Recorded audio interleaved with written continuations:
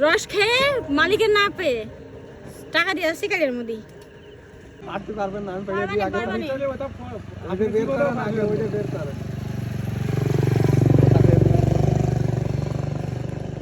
মাল ঠিক আছে পাশে দেখি লাইটটাই দেখি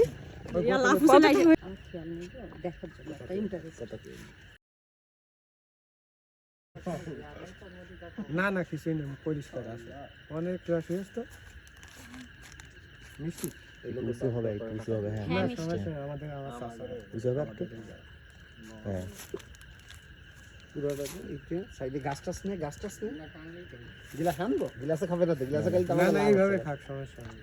আল্লাহ পাশে তো মনে ঝিনাইদহের মানুষ যে আপ্যায়নের সেরা সেটা বোঝা যায়। দেখেন আমি রস চুরি করে খাচ্ছিলাম, ভাইয়া এসে আমার রস চুরি করে খাওয়া দেখে না আমাদের সে আমাকে রস পেরে খাওয়াচ্ছে আর কি।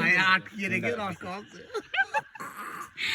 দেখছেন, তাহলে বোঝা যায় যে ঝিনাইদহের মানুষ কতটা আপ্যায়ন করতে জানে।